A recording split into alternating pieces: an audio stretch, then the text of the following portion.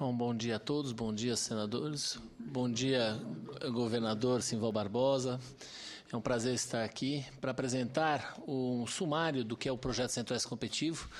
É um projeto que demorou um ano para ser realizado, gerou um relatório de mais de 2.000 páginas, que hoje em dia está na mão do governo federal e dos governos estaduais e, claro, do Senado, para que seja viabilizado as melhores alternativas em termos de priorização de projetos logísticos e que tragam a maior competitividade para toda a região.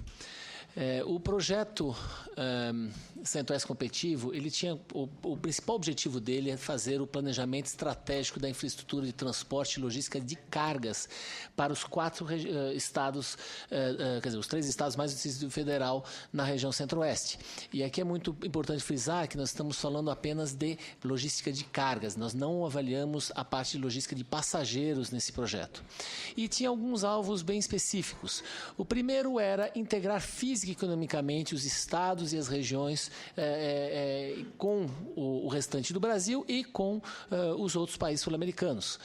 Então, há ainda uma falta muito grande de integração física e, automaticamente, integração econômica entre os próprios estados da região. Hoje em dia, quando nós estamos ali, por exemplo, na região de Lucas do Rio Verde, nós que precisamos chegar em Goiás, muitas vezes nós temos que fazer quase um U, né? Passar por Cuiabá, lá embaixo, para poder voltar e subir. Porque não há uma integração física eficiente ali, por exemplo, no Nordeste do Mato Grosso com Goiás, por exemplo. Então, existia uma necessidade de uma maior integração física. E se você não tem integração física, você acaba também não tendo uma integração econômica eficiente.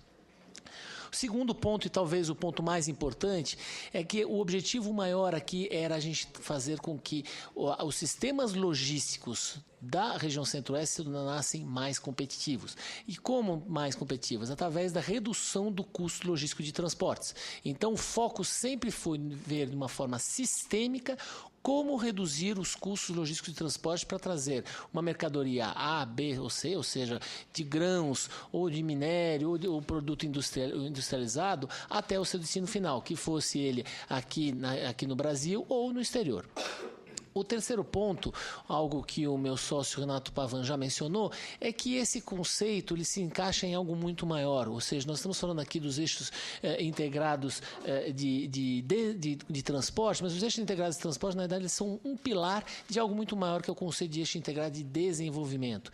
Porque quando nós vamos estar instalando uma indústria em uma determinada localidade, há sempre a necessidade de se perguntar se existe a infraestrutura necessária para aquela localidade. E essa infraestrutura, normalmente, ela é composta por 4 pilares essenciais: transporte, energia, telecomunicações e informática e capacitação de mão de obra. Se a gente não tiver qualquer um desses 4 pilares importantes, nós não vamos conseguir trazer o quê? Nós vamos conseguir instalar a indústria em determinado local. Se você não tiver energia, se você não tiver uma capacitação de mão de obra para fazer funcionar a sua fábrica, você não vai conseguir instalar essa fábrica nesse determinado local. Se não conseguir instalar essa fábrica nesse município, você não vai conseguir trazer desenvolvimento para esse município. Então, é sempre um conceito maior do conceito de eixo integrado de desenvolvimento, com o qual a macrologística já está trabalhando em alguns estados, como, por exemplo, nós já começamos na Paraíba, estamos também já em discussões com o Pará, com o Maranhão, para fazer com que isso seja viabilizado em outros estados também, algo muito maior do que somente transportes. E, por fim, esse projeto foi um projeto liderado pela iniciativa privada. Começou pela primeira vez a iniciativa privada dizendo o que realmente são suas necessidades, né? Mas que desde o princípio trabalhou a 4 mãos com o setor público, seja ele estadual ou federal. Então é um trabalho, na verdade, conjunto do setor privado e o setor público. Bom, o projeto, como eu mencionei, teve 2 fases ao longo de um ano de estudos. Uma primeira fase onde foi feito um grande diagnóstico da situação da logística na região Centro-Oeste, e uma segunda fase onde foi mais propositiva, indicando e priorizando os projetos logísticos fundamentais para a região. Ao longo do projeto foram entrevistados mais de 150, fizeram mais de 150 entrevistas pessoais, incluindo associações produtivas de diversos tipos, né? Sindicatos, federações de indústrias, de agricultura e assim por diante. Empresas de tamanhos distintos, desde grandes empresas como a LL, uma Mage, uma Cargill, uma Caramuru, uma Coca-Cola, até empresas menores, empresas mais locais, né? Para a gente poder ter uma noção muito clara de quais eram as reais necessidades enfrentadas por essas empresas no seu dia a dia.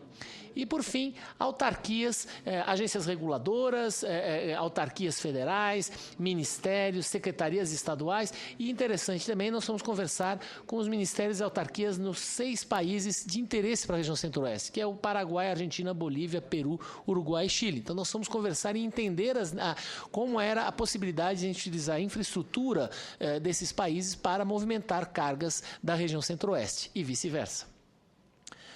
Bom, a primeira fase, o que foi feito? A primeira fase, como eu falei, foi feito um grande diagnóstico. Então, nós primeiros mapeamos todos os portos e terminais da região Centro-Oeste. É claro que no porto não existe na região Centro-Oeste, mas havia sim o interesse de olharmos quais eram os terminais hidroviários e quais eram os portos marítimos de maior relevância para a região Centro-Oeste. Então, como vocês podem perceber nesse slide, vocês vão ver que nós estamos aqui praticamente as quase 45 milhões de toneladas que foram movimentadas por portos referentes a cargas da região Centro-Oeste em 2011, praticamente aqui nós estamos falando de 70% quase, foram movimentados só por 2 portos, Santos e Paranaguá.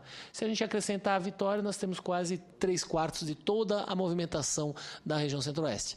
Então, isso, claro, cria um problema muito sério, porque cria uma falta de alternativas logísticas para escoamento da produção do Centro-Oeste. Para cada um desses portos e terminais privativos, nós fizemos um mapeamento de como estava a situação desse porto. Qual é o tamanho do terminal, qual que é o tamanho do berço, que tem profundidade, qual que é o calado, se tem ou não terminais de carga, qual que é a capacidade de movimentação desses terminais de cargas. Fizemos também o levantamento do histórico de movimentação de cargas em cada um desses portos e terminais hidroviários e também que tipo de carga, tanto de embarque quanto de desembarque. Fizemos um levantamento parecido para os principais aeroportos da região Centro-Oeste. Quais são que tipo de carga é movimentada lá? Quais são as companhias aéreas que movimentam carga ali? Se existe ou não um terminal de cargas e qual que é a sua capacidade de armazenamento? Fizemos também o levantamento do histórico de movimentação de cargas em cada um desses aeroportos e qual que era os fluxos de rotas de carga existentes em cada um desses aeroportos principais. Da mesma forma, fizemos também um levantamento dos principais da capacidade de armazenagem de granéis agrícolas, líquidos, minerais e até de carga geral existente por município em cada um desses 4 estados. Se olhamos a parte dos terminais, também olhamos os modais. Então, avaliamos os principais modais existentes. Primeiro, as rodovias. Qual que é a condição de uso dessas rodovias, trecho a trecho? Que tipo de carga é movimentado nessas rodovias? Como é que estão nossas ferrovias? Qual que é as nossas principais ferrovias? Qual que é, por exemplo, olha, a velocidade média existente, por exemplo, aqui na LL Malha Oeste, que nós estamos falando de 14 km por hora. Então, nós avaliamos também quais são as principais cargas que são movimentadas, quais são os terminais onde elas chegam e assim por diante. Fizemos também um mapeamento dos principais rios com potencial de navegabilidade da região Centro-Oeste, avaliando justamente, olha, quais são as barragens existentes que não existem eclusas, por exemplo, qual que é o calado existente, existe potencial de navegabilidade nos nossos rios ou não?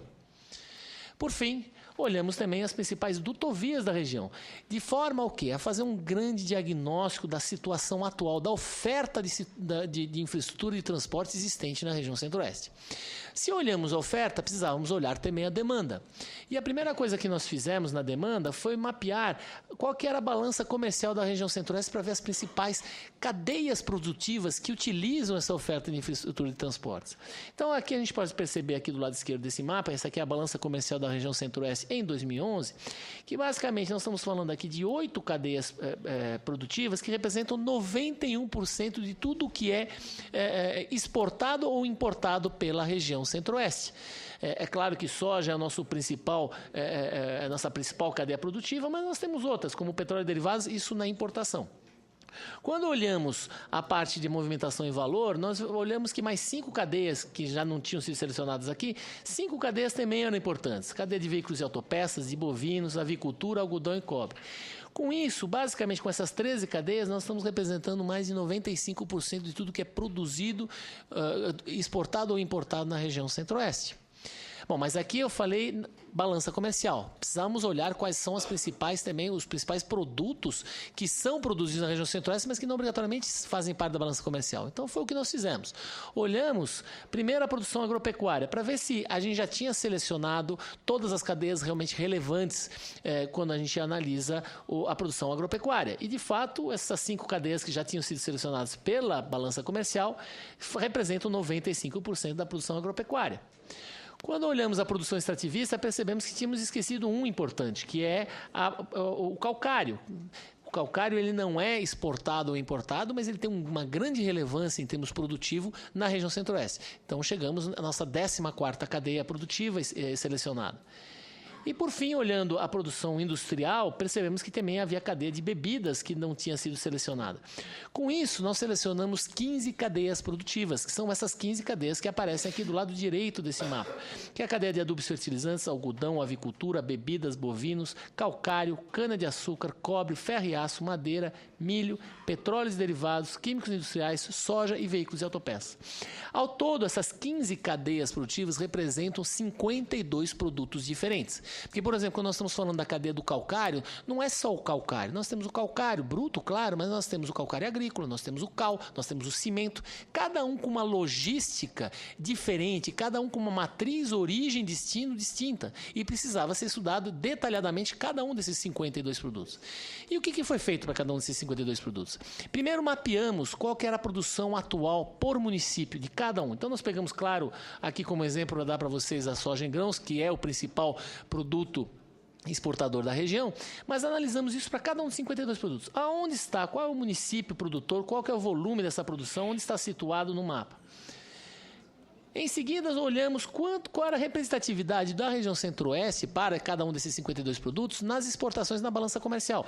Então, percebemos que, por exemplo, para a soja em grãos, a região centro-oeste representa 40% das exportações brasileiras, né? E que saem, sobretudo, como a gente já tinha mencionado, por Santos e Paranaguá. Olhamos também para onde é enviado essa soja em grãos. Então, por exemplo, a soja da região centro-oeste ela vai sobretudo para a Ásia, sobretudo para a China e para o Japão, 77%. Isso é diferente, por exemplo, de outras regiões. Quando a gente analisa a soja, por exemplo, da região sul, ela vai sobretudo para a Europa, ela não vai para a Ásia. Então, isso é muito importante para a gente saber, de novo, a gente poder ter uma noção muito clara da matriz origem e destino, até o seu destino final, até Xangai, nesse caso. Avaliamos também qual que era a movimentação de carga interna aqui. Então, quando estamos falando de soja em grãos, normalmente ela vai aonde? Para ser esmagada. Então, mapeamos onde que estavam as principais esmagadoras do Brasil e qual que era o fluxo interno dessa soja em grãos dentro do Brasil, para onde que ela é mandada. E projetamos isso para 2020, para 2030, para saber exatamente como que essa produção vai crescer. Isso, de novo, foi feito para os 52 produtos. Uma vez que nós fizemos isso, conseguimos também mapear também a projeção, projetamos também as exportações e o consumo interno. Como é que vai ser a diferença entre elas? O que vai crescer mais e o que vai crescer menos? Tendo feito isso, nós conseguimos então mapear a matriz, origem e destino de cada um desses 52 produtos para cada uma das mesorregiões existentes na região centro-oeste. Então, por exemplo, quando nós pegamos o sul goiano aqui, a soja em grãos do sul goiano, agora nós sabemos que 6% de toda a soja produzida na região do sul goiano, na mesorregião do sul goiano, vai para Anápolis, para as esmagadoras de Anápolis. 6% vai para Xangai, pegando rodovia, depois até Araguari, depois ferrovia e saindo por Vitória. 5% vai para Xangai, mas por Santos, utilizando a hidrovia do Tietê, e assim por diante. Agora, no sul goiano, não tem só soja em grãos. Nós temos soja em grãos, nós temos açúcar, nós temos álcool, nós temos carne. Quando a gente consolida isso, se vocês perceberem no interior, eu estava falando de quase 6 milhões de toneladas de soja em grãos. Quando nós pegamos a carga consolidada da região sul-goiana, estamos falando aqui de quase 83 milhões de toneladas produzidas na região do sul-goiano. E dos quais quase 78% é consumo local. Então é a soja que é esmagada ali, é a cana-de-açúcar que vira açúcar, é o gado que vira carne bovina e assim por diante. Agora, nós podemos mapear, então, também que quase mais de 3% vai para Goiânia rodoviário, 2% vai para São Paulo e assim por diante. Isso foi feito para cada uma das mesmas regiões e gerou em mais de 14 mil linhas de fluxos de matriz origem-destino. 14 mil linhas de produtos com a origem e com o seu destino e qual o caminho que ela faz para chegar até o destino final. Mapeamos também não somente os fluxos de produção, ou seja, de exportação e de escoamento, mas também os de abastecimento e de consumo da região, ou seja, produtos que são produzidos fora da região centro-oeste e consumidos na região centro-oeste, e os fluxos de passagem. Porque existem quase mais de 13 milhões de toneladas de carga que não são produzidas na região centro-oeste, nem consumidas na região centro-oeste, mas utilizam a infraestrutura da região centro-oeste. Então vai desde da carga aqui de carne de Rondônia, que vai para São Paulo cruzando o Mato Grosso, né? Como também a carga da Zona Franca de Manaus, que vai pela Manaus, Belém, Brasília e desce em direção a São Paulo. E que futuramente, com a BR-163, provavelmente vai descer por Itaituba e passar por Cuiabá em direção a São Paulo. Bom, mapeamos a oferta, mapeamos a demanda. Quando nós jogamos a oferta sobre a demanda, nós conseguimos obter o quê? Conseguimos obter os gargalos logísticos existentes na região centro-oeste. De uma forma qualitativa e o mais interessante, de uma forma quantitativa. E aqui eu vou estar mostrando aqui 2011 e aqui a corzinha para vocês verem como que são os gargalos. Então nós já temos alguns gargalos, como por exemplo Lucas Rio Verde Posto Gil da BR-163, que nós já estamos utilizando mais de 200% da capacidade. Utilização de mais de 200% da capacidade reflete em quê? Reflete em diminuição da velocidade dos caminhões e reflete em quê? Em aumento do custo de frete, porque você começa a gastar mais em combustível, em pneus, em manutenção, em mais nos próprios motoristas que utilizam menos, fazem menos rotações com o caminhão e assim por diante. Bom, isso é 2011, isso tudo bem, já é preocupante, mas mais preocupante é quando a gente analisa 2020, onde a gente percebe que praticamente tudo fica roxo. Tudo vira gargalo crítico, quase todos os itens. E é claro, aqui nós começamos, os primeiros são a LL Malha Oeste, porque existe uma grande carga de minério de ferro em Corumbá que hoje em dia não está sendo explorada por falta de infraestrutura logística. Então existe um potencial altíssimo aqui de movimentação. Mas nós olhamos outros, por exemplo, olha, Lucas Rio Verde, Posto Gil, se nada for feito, nós vamos estar com quase 500% de gargalo, ou seja, de uso em cima ou sobre a capacidade. Então era necessário se fazer alguma coisa. Quando se analisa os portos também, aqui você tem a primeira linha, é a capacidade atual de 2011, e a segunda linha é a utilização atual em 2011, que vocês já viram que já tem alguns gargalos nos principais portos, mas olha só, em 2020, praticamente todos eles vão ficar roxos, ou seja, tanto Vitória, Paranaguá, São Francisco do Sul, Itacoatiara, Santarém, todos eles vão ter problemas se nada for feito em termos de aumento de capacidade de movimentação. Bom, isso foi a primeira fase, que foi um grande diagnóstico da oferta e da demanda e dos gargalos existentes. Mas quais eram as soluções? Então, a primeira coisa que nós fizemos, fomos olhar se nós podíamos pensar na infraestrutura dos famosos corredores bioceânicos e sair com carga do Mato Grosso do Sul, pelo Porto do Chile. Isso já tinha sido estudado no projeto Norte Competitivo, também foi estudado no projeto Sul Competitivo, nas duas ocasiões não se demonstrou viabilidade, mas de repente precisávamos olhar se para o Centro-Oeste faria sentido.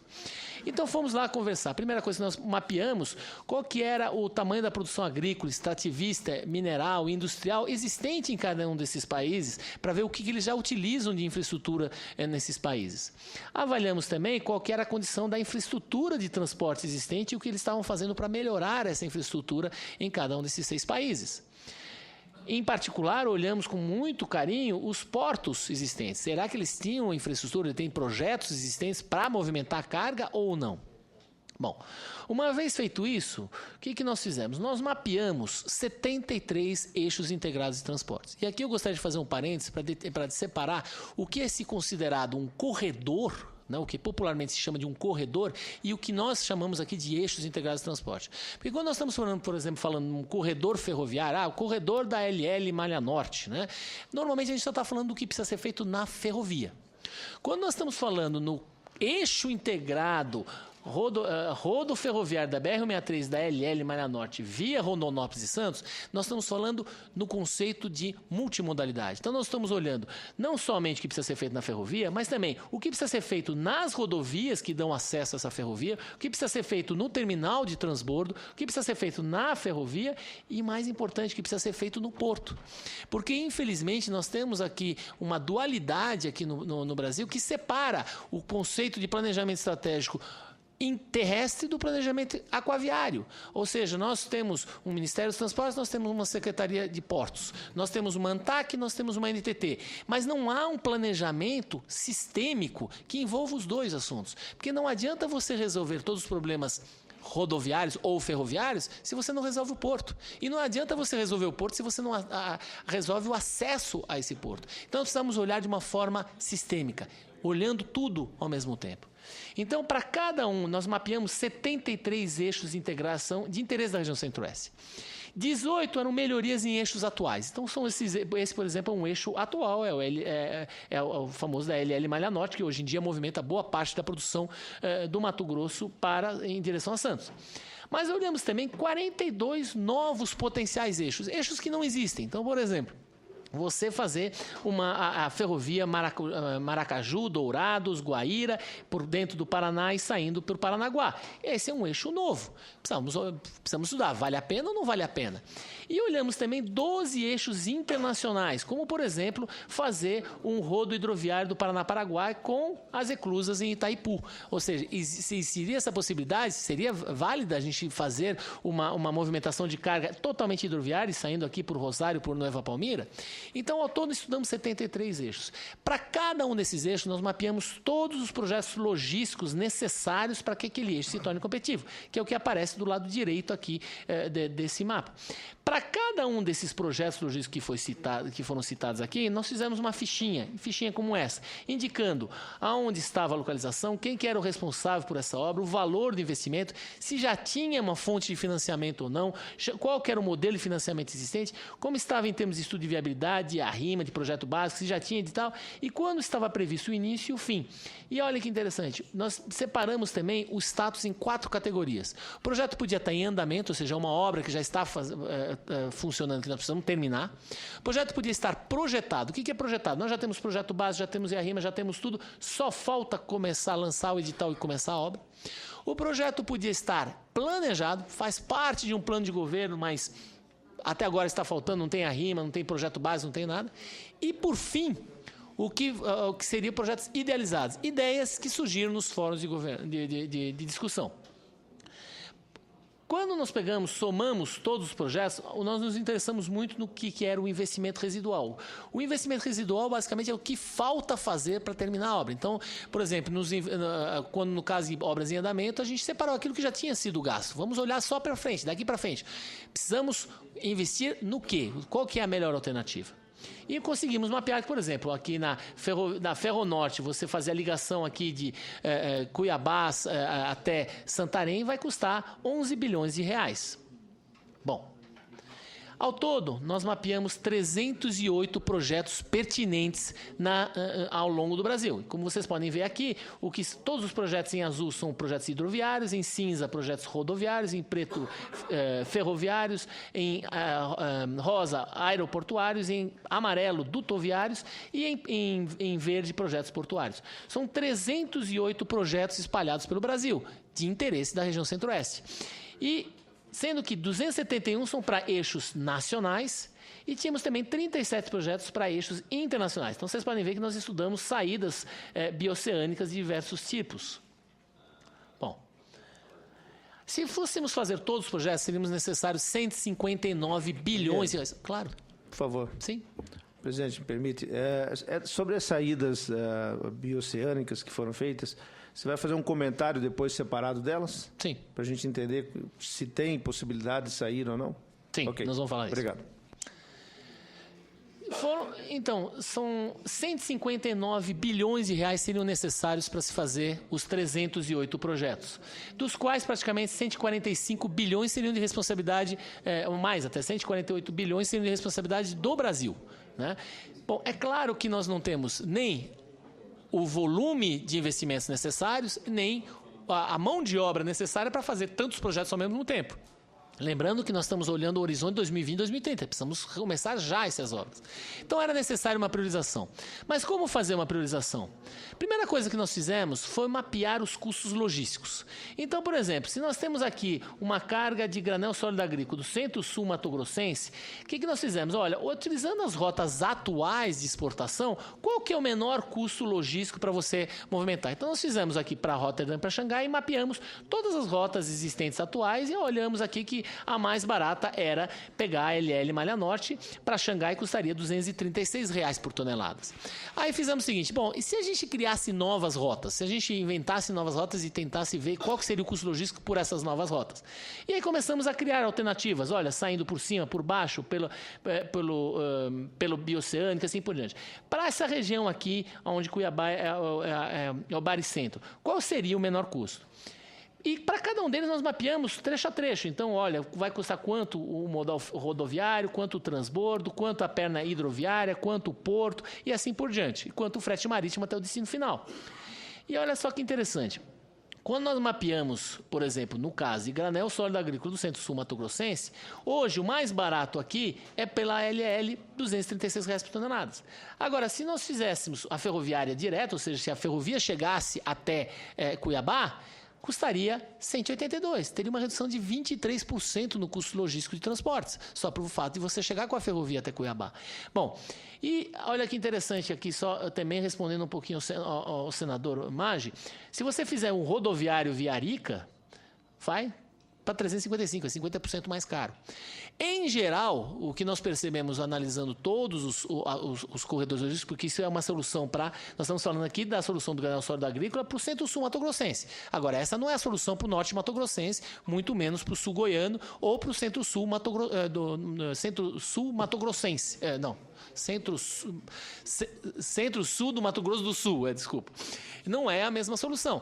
E o que nós percebemos, respondendo ao senador, é que, normalmente, os corredores bioceânicos chegavam a ser, no mínimo, 30% a 40% mais caros do que as alternativas logísticas dentro do Brasil. Tá? Então, isso acabava muito inviabilizando essas potenciais para cargas do Centro-Oeste. Sempre eu estou me referindo para cargas do Centro-Oeste. Me permite, presidente? Claro. Só um dado importante aqui. E a questão geopolítica ali da região da Bolívia? Isso foi levado em conta nesses 50%? Isso também é levado em consideração, né? Ou seja, além disso, estrategicamente, nós estaríamos dependentes de outros países para movimentar a nossa carga, que às vezes podem bloquear o acesso aos portos. Às vezes não tem nem porto, né, como é o caso da Bolívia, mas de repente bloquear o acesso aos portos do Chile, por exemplo, para a movimentação de carga. Então, o Peru também, isso foi estudado tanto aqui no Centro-Oeste Competitivo quanto no Norte Competitivo, para cargas do Acre, isso aí é do Norte Competitivo, para cargas do Acre e de Rondônia, a saída pelo Peru é realmente interessante. Para cargas do Mato Grosso já não vale mais a pena, porque existe realmente uma movimentação muito grande a ser feita rodoviária até você chegar aos portos do Peru. Isso não é desse projeto, é do projeto Norte Competitivo, mas já tinha sido estudado isso com detalhe. O senhor estudaram o trecho da ferrovia Vilhena-Porto Velho, se ela tem viabilidade, que a Valec está, nesse momento, executando o projeto e estudos? Sim, nós estudamos isso, é um dos eixos, para algumas regiões do Mato Grosso pode ser interessante, sim, você fazer esse vínculo ferroviário. Mas, se vocês me permitirem, aqui na frente a gente vai avançar e a gente vai mostrar quais são realmente os eixos prioritários em termos de investimento. Bom, agora, como eu estava mencionando, isso é a solução, por exemplo, fazer a ferrovia chegar até Cuiabá é uma solução para uma mesorregião, mas não é a solução para todas as outras mesorregiões. Não é uma solução, por exemplo, para mesorregiões de Goiás ou do Mato Grosso do Sul. Era necessário se fazer uma avaliação para cada tipo de carga, qual que era, mas uma forma sistêmica global. Então, o que nós fizemos? Nós fizemos um grande modelo otimizador, e nesse grande modelo otimizador, nós lançamos o quê? Nós lançamos todas as 14 mil linhas de fluxo, lançamos todas os 52 produtos, todas as alternativas logísticas possíveis, 73 eixos e tudo mais. E a primeira pergunta que nós fizemos foi o seguinte: levando em consideração tudo o que foi movimentado pelos eixos atuais, né, qual foi o custo logístico de transporte? 31,6 bilhões de reais. Então, tudo o que foi movimentado no ano de 2011 custou 31,6 bilhões de reais para ser movimentado a seu destino final. Isso representa praticamente quase 9% do PIB da região Centro-Oeste. Então, vocês estão de acordo comigo que se nós estamos falando de 31,6 bilhões de reais para movimentar tudo o que foi produzido na região Centro-Oeste no ano de 2011, se nós vamos investir num novo eixo, fazer um investimento numa nova, ou a melhoria de um eixo já existente, ou um novo eixo, ele só faz sentido se a gente conseguir reduzir esse custo. Porque se a gente não conseguir reduzir esse custo logístico de transportes, nós vamos estar investindo por motivos sociais, não por motivos econômicos. Então, o que nós fizemos foi justamente fazer essa pergunta. Pegamos 73 eixos e fizemos a pergunta seguinte: olha, tendo em vista os volumes de 2011 e o custo base 31,6, qual seria a economia anual potencial em termos de redução de custos logísticos de transportes se a gente fizesse os investimentos necessários no eixo? E olha que interessante, olha, a hidrovia Juruena, né, Arinos, Juruena, Tapajós, passando ali por Vila do Conde, tem um potencial de economizar já hoje 1,8 bilhões de reais ao ano em termos de redução de custos logísticos. É 1,8 bilhões ao ano. Bom, agora, é claro que isso aqui é 2011. Você tem outras aqui, né? Nós temos aqui a Ferro Norte, com quase 1 bi. Nós temos a BR-163, desculpa, a BR-242 aqui e a hidrovia do Tocantins, com 640. Agora, isso é 2011, isso é passado. E o futuro, como é que é? 2020, primeira coisa que salta aos olhos é o custo base. O custo base vai passar de 31,6 para 60,9 bilhões de reais. Isso tem dois lados da moeda. Tem um lado positivo e um lado negativo. O lado positivo é o seguinte: olha, isso quer dizer que nós estamos crescendo, a produção da região está crescendo, então nós vamos ter mais custos porque o volume é maior a ser movimentado. Mas o lado negativo é que, na realidade, como nós não vamos ter as alternativas e logísticas, nós vamos crescer a produção, mas também vamos crescer o frete, os custos. Porque nós vamos estar começando a movimentar cargas por rodovias que não têm a capacidade de movimentação de cargas. Então, o custo de frete vai aumentar, vai ficar mais complicado, vai ficar mais caro. Então, esse é o lado negativo desse aumento de custo aqui. Agora, olha que interessante, olhando com os volumes de 2020, olha as economias potenciais. A Juruena Tapajós, 3,4 bilhões de reais ao ano.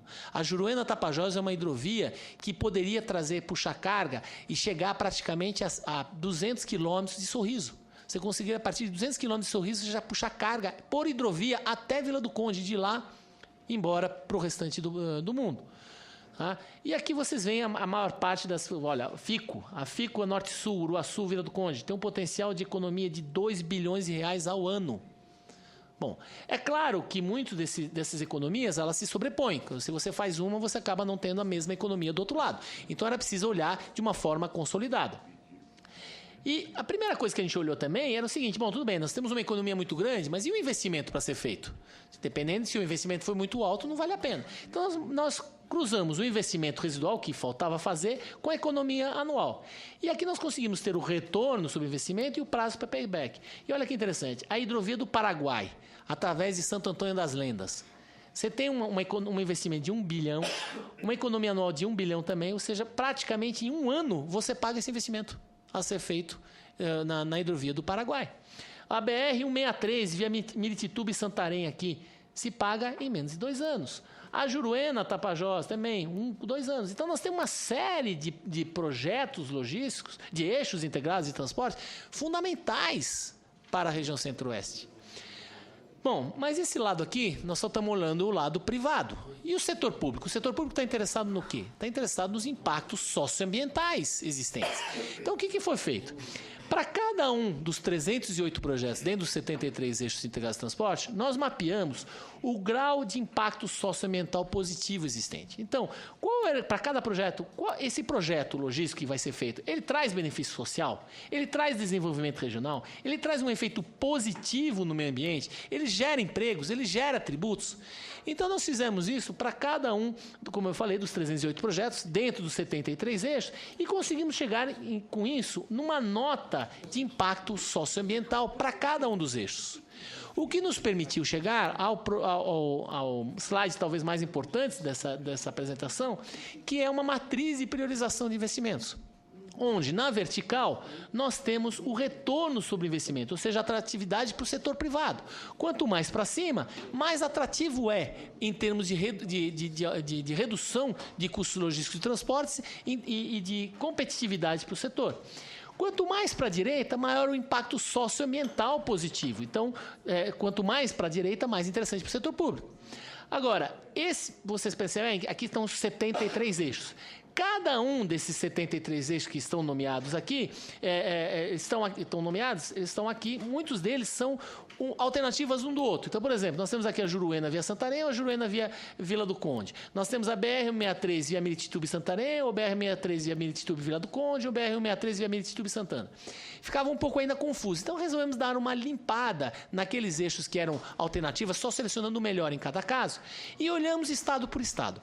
Então, primeiro vamos começar com o Mato Grosso. Quando a gente dá uma limpada nisso, o que a gente percebe? Que existem 6 eixos que são fundamentais para o Mato Grosso. A hidrovia do Paraguai via Santo Antônio das Lendas, a BR-163 via Miritituba e Vila do Conde, a hidrovia Juruena-Tapajós, a hidrovia do Madeira, a Ferronorte via Santos, né? Ou seja, através de Lucas do Rio Verde, Cuiabá até Santos, que seria a continuação da LL Malha Norte, e a BR-242 mais a Norte-Sul e via Vila do Conde. Esses 6 eixos são fundamentais para o estado do Mato Grosso. Olhando Goiás e Distrito Federal, além dos eixos já apresentados, nós tínhamos mais 2 eixos muito importantes. Primeiro, a Norte-Sul em direção sul. Norte-Sul em direção à Estrela do Oeste, e de lá você conseguir chegar até Santos. Então, você fazer a Norte-Sul, a Ferrovia Norte-Sul para baixo. E o segundo eixo é a Ferrovia Norte-Sul em direção à Vila do Conde, ou seja, você fazendo o trecho a Sailândia-Barcarena e você indo para a Vila do Conde. Olhando por fim Mato Grosso do Sul, além da hidrovia do Paraguai, de Santo Antônio das Lendas, né, que está aqui em cima, nós ainda tínhamos também a LL Malha Oeste via Santos e a Ferroeste Maracaju-Paranaguá. Ao todo, nós estamos falando de 10 eixos integrados de transporte prioritários para a região Centro-Oeste. Esses 10 eixos, 4 eixos já são existentes, que é a BR-364 mais a hidrovia do Madeira, a Ferronorte, você chegando, na verdade ele existente até Rondonópolis, mas você estendendo até Lucas do Rio Verde, a LL Malha Oeste Corumbá Santos e a hidrovia do Paraguai, você estendendo até Santo Antônio das Lendas. E 6 seriam novos eixos. A hidrovia Juruena-Tapajós, que, diga-se de passagem, já saiu como prioritária também no projeto Norte Competitivo. A BR-163, que também já saiu como prioritário no Norte Competitivo. A BR-242, mais Ferrovia Norte-Sul, Lucas do Rio Verde, Alvorada, Vila do Conde. A Ferrovia Norte-Sul via Vila do Conde, esse aí seria o trecho só a partir de Goiás. A Norte-Sul para a Estrela do Oeste e Santos. E a Ferrovia Maracaju-Guaíra-Paranaguá. Se todos esses eixos forem feitos, nós temos uma economia anual potencial de 7,2 bilhões de reais em redução de custo logístico. Isso faz uma economia vai ser uma economia de quase 12% nos custos logísticos de transportes. Tá? Agora, olha que mais interessante. Primeiro, os 10 eixos cruzam praticamente todas as grandes mesorregiões da região Centro-Oeste. E são compostos de 106 projetos distintos espalhados por todo o Brasil, que são esses que estão apresentados aqui. E o mais interessante, nós estamos agora falando, em vez de 159 bilhões de reais, nós estamos falando de 36,4 bilhões de reais. E o prazo para payback, 5 anos. Ou seja, a gente investe 36,4 bilhões de reais em investimento em melhoria de infraestrutura de transportes e o retorno disso em economia se gera em 5 anos. Isso é inédito ao nível mundial. Você não consegue um retorno tão rápido. Como que está a situação desses 106 projetos? Primeiro, nós temos uma coisa que nos preocupa é que praticamente 70% desse investimento ainda está na fase dos planos. Ou seja, nós não temos nem projeto básico desses projetos todos. Outra coisa que nos preocupa é que quase 1/3 desses projetos ainda não tem origem definida. Qual que vai ser a origem dos fundos? Mas agora, olha que interessante aqui, só para fazer uma sumarização. Nós tínhamos 308 projetos, agora nós estamos priorizando 106 projetos. E olha que interessante, investindo só 23% do total, a gente já consegue obter 65% das economias potenciais. Então, isso é priorização de projetos. Esses são os projetos, esses 106 projetos, são realmente, de fato, os projetos prioritários para a região Centro-Oeste. O ideal seria fazer os 308, mas nós não temos nem dinheiro, nem tempo, nem recursos físicos, pessoas, para fazer isso aí. Então, vamos focar nos principais. Por fim, eu queria detalhar também que existem 3 eixos importantes, que é o eixo ferroviário da Ferronorte até Santarém, da FICO e da Hidrovia do Tocantins, que hoje em dia, com as cargas que estão sendo projetadas para 2020, talvez ainda não façam sentido.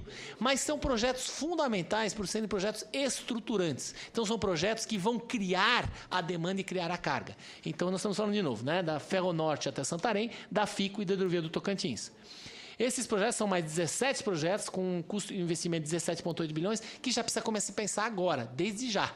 Porque cada um desses projetos logísticos, aqueles 106 projetos que eu mencionei, nós já estamos atrasados. Isso aí era para ficar pronto em 2020. Nós estamos em 2013, muito provavelmente a grande maior parte desses projetos não vão ficar prontos em 2020. Então, nós precisamos correr.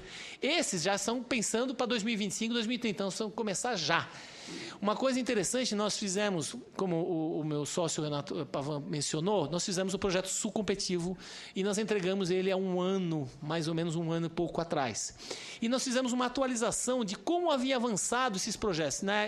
No Sul Competitivo foram 51 projetos que foram considerados como prioritários. Um ano e meio depois, passados um ano e meio, apenas 2 desses 51 projetos tinham sido finalizados. E apenas 10 dos 51 projetos tinham sido começados. Então, nós estamos muito atrasados e nós continuamos atrasados. Então, é necessário haver um foco muito grande para que esses projetos saiam do papel e se tornem realizados. É isso que nós tínhamos para apresentar. Ficamos abertos à pergunta. Muito obrigado.